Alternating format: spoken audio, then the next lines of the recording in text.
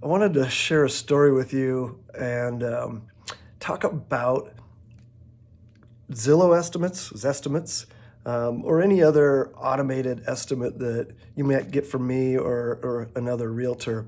And I'm going to share this story that kind of digs into this a little bit. Um, I got some backlash because um, a friend of mine had gotten an email from me, clicked on the estimate, and it was lower than he thought his house was worth. So I'm not going to say who it was, but I'm going to read this email, or at least kind of highlight what he said. Basically, he reached out and he says, and this is from a friend, kind of giving me some feedback, some advice. So he says, as a consumer who has been in the selling process, so he was looking to sell his home. He got this estimate, and it was lower than he thought. Like I said, and he said my credibility was badly damaged by such inaccurate information. Um, Let me just point out that these automated estimates that you get, they're based on market data. They have nothing to do with the actual amenities of the property.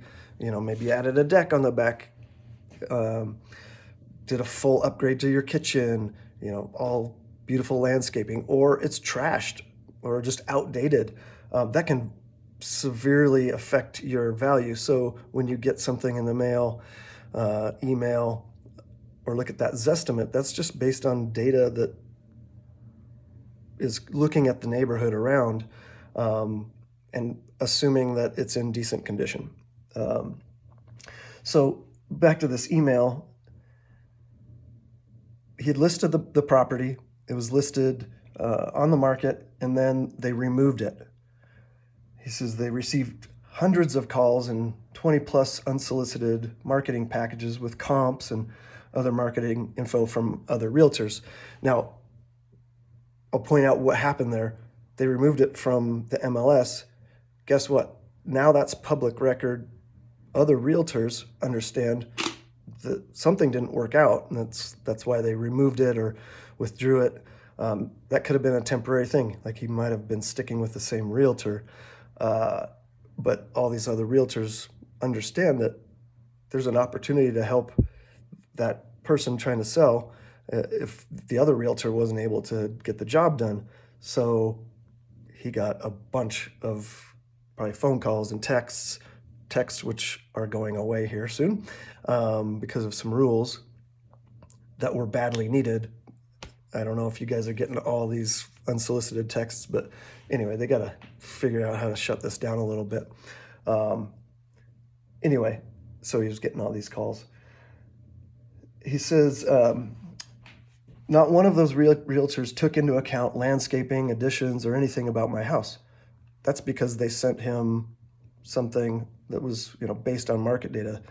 And a realtor like myself has to go, or any of these other realtors have to come to the house and actually see it and find out, what's special about this house. What are some of the drawbacks that are going to affect the price?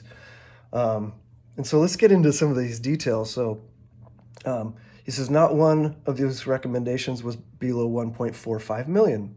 So 20% said 1.45 million. Oh, and to back up, the estimate that was auto-generated that came from me was at 1.45. So that's why he's talking about that number.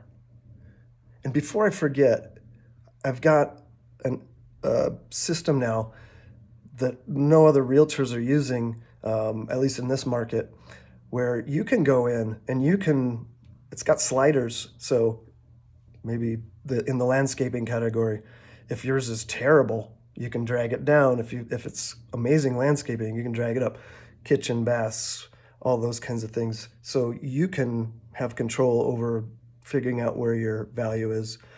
So just kind of have a baseline, but of course you're going to want to talk to a realtor that knows the market and can help you really dial that in and come up with a pricing strategy. What you think it's going to sell for may be a lot different than what you list it for, your starting price. And we'll get into that too. This is going to be kind of a longer video, but it's important. I think it's interesting, hopefully for you. So anyway, he says 20% of those realtors said they would list it or assume the value is 1.45, which is that number that he got from me. Said 80% of them wanted him to come back on the market at 1.5. Says note only one realtor was willing to bring it back on the market at 1.6. That's kind of where he wanted to be. Now, realtors unfortunately will tell a client, yeah, we can get you 1.6. We're going to list it at 1.6 or even list higher, which this is a whole other video about pricing strategy. Starting high, I don't recommend. Again, I can come up with another video on that.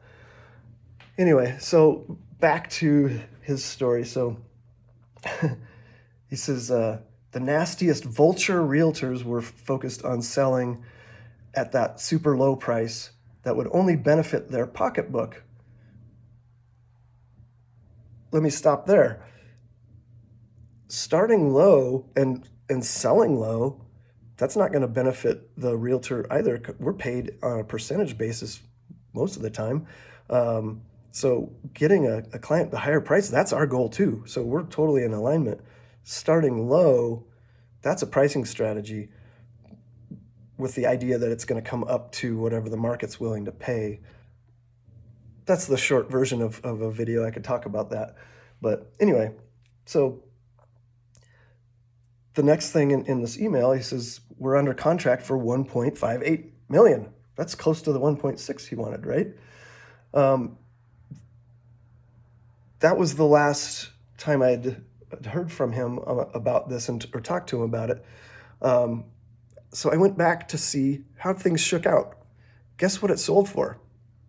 1.35 million.